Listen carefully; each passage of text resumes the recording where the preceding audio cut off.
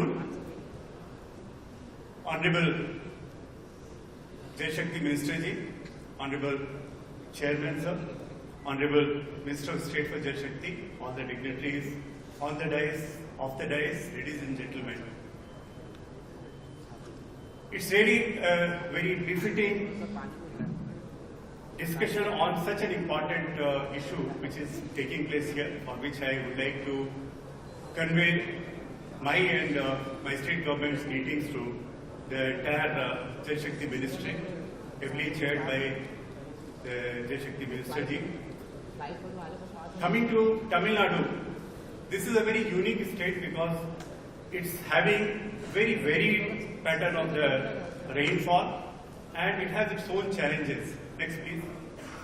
We have a very well developed system of rivers, basins and quite a good capacity of groundwater as well as the surface water, which has been harvested to almost 90% of the potential. Next.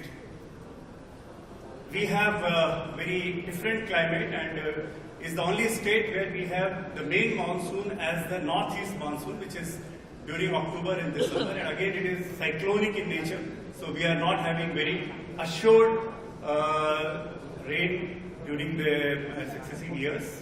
Average annual rainfall is 960 mm, and we have 5 rivers, though these are not really very big rivers as we see in the northern India, but Kaveri and Tamanbarani, these two are the perennial rivers. Next please. Next. In the surface water also, we get almost 20% of our total surface water from the neighboring states, and that's the reason that we have some of the disputes, friendly disputes with our neighboring states. We have also the groundwater potential, which is almost utilized to the maximum extent because 70% of the area is hard rock, and there the aquifers are very deep, and there is a need of having a proper mapping, and for which I will be requesting Government of India to help us in taking the heliborne survey for the entire subsoil strata. Next please. Next slide. As far as irrigation is concerned, we have almost reached to the maximum potential. Gross irrigated area is 31.83 lakh hectare, net is 25.65. Mainly it is through the open well. Canal is about 30% of the total area being irrigated. Next. These are some of the important water harvesting structures. I would like to draw your attention that the Grand Anicut, what we call Kallanite, is one of the oldest serving water structure anywhere in the whole world. Next.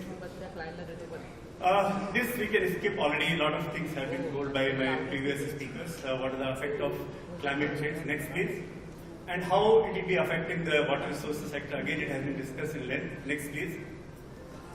I would like to draw your attention how climate change is affecting us. Nobody would be forgetting the deluge of Chennai in 2015, which was calamity of severe nature. And in one single day, we received almost 494 mm of rain, and for 3 days, the entire city was under the water. Next. Also, northeast monsoon being more cyclonic in nature, we are having extreme events of rainfalls. Just I'm listing in last 1 or 2 years how much sudden rainfall have taken place. Though it is not a hilly area unlike Uttarakhand or Himachal, but here also we have very, very intense rain taking place. As late as 12th of November last year, we had in one single day in Sirkali, which is almost on the sea coast, 436 mm of rain. Next please. So a very well thought strategy has been adopted by the state government to create and improve the existing water structures. Mainly 7 pillars are there: conservation of the runoff, climate adaptive measures, climate resilient measures and structures, water course training, groundwater management because we are groundwater stressed, coastal area management because 13 of our districts are coastal districts, second longest coastline, and then we are improving our statutory provisions. Next. So under the runoff management, which is the first strategy we are adopting, we are going for the new water bodies being formed. Since already 90% of the water potential of surface water has been harvested, now we are going more for the barrages and for the anicuts. Also, existing structures capacity we are enhancing. We are going in a big way for making check dams. Every year, more than 100 check dams are being built.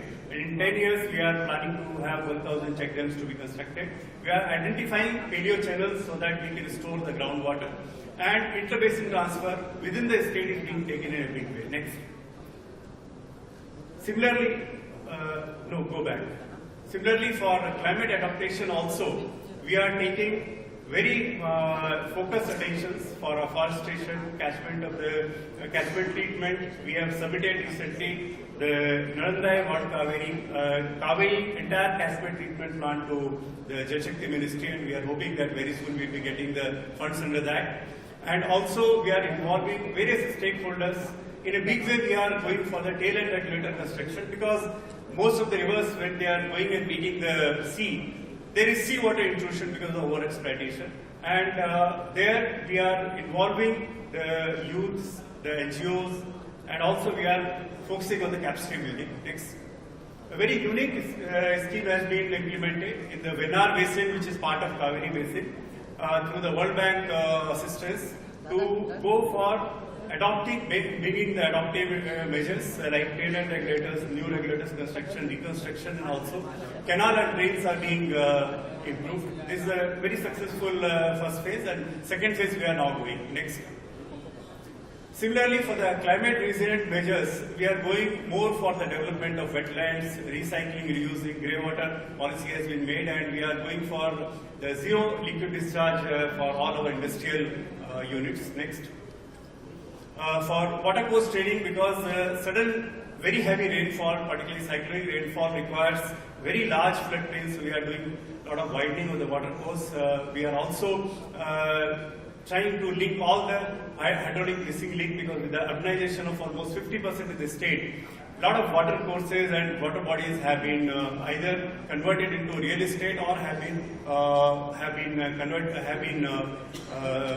there is encroachment, so that we are paying more attention. And ISPR and grounds also in a big way we are constructing. Next. Groundwater management is a challenge for us, because almost 60% of our FECAs are either in the overexploited category or in the critical or semi-critical category, and also salinity is there. So in a big way, tail end regulators are being constructed, and we are trying to go for FIRCA level. FIRCA is nothing but a group of 8 to 10 number of villages, where we are going for FIRCA level planning, and that's a new initiative, and that has paid dividends, and our groundwater table is now going up in most of the FIRCAs. Next.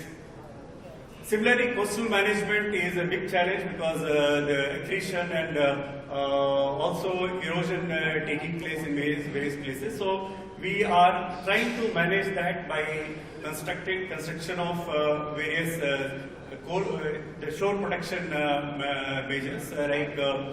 We have to keep the estuaries mouth open. In fact, most of the rivers, throughout the year, we keep the sandbar being opened using the JCBs and earth moving equipments. Next, please.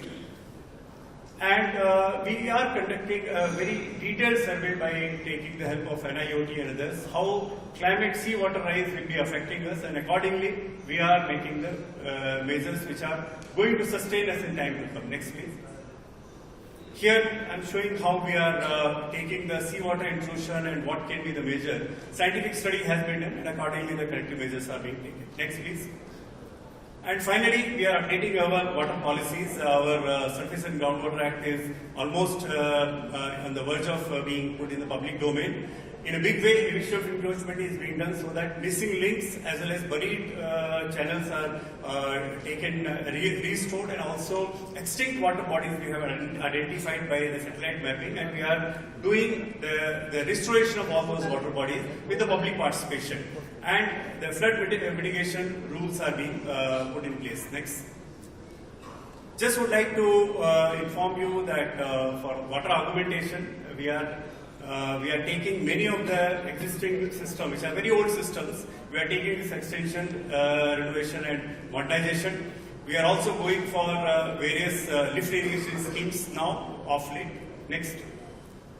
Also, we are taking maximum of our ongoing schemes availability to improve it, but I feel, sir, there is a need for looking into the local requirement of the state-specific solutions, because many of our schemes do not fit into Government of India centrally sponsored scheme to that extent, and for that funding we'll be requiring some of the help, particularly Atal Bhujal Yojana we have requested to be extended to us so that we would be in a position to improve our groundwater resources. Next please. Chennai city, which is one of the major cities, has been found to be very, very vulnerable. So with the help of the World Bank, we are implementing the, sir, I'll just finish it in 2 more slides. It is being taken up so that we would be in a position to mitigate the entire vulnerability of the Chennai. Next. This shows that how Chennai is facing flood, cyclone, drought from 1977 up till 2021. Next. And the challenges, of course, are known. I don't want to read that. Next.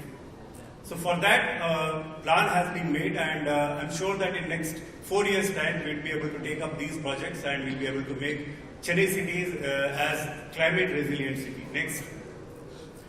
Our vision is that we should become independent of the cyclone and drought, whatever the cycle we are having. And for that, a very focused intervention is being done by the government. Next, please.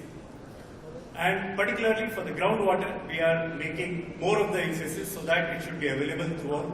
It's a place where our forefathers had a very good system of tank irrigation, which has over a period of time got not so very efficient. So we are reviving that. Next, please. And with that, I would like to say thanks to all of you. In Tamil, we call it Nandri Vanakkam. Thank you.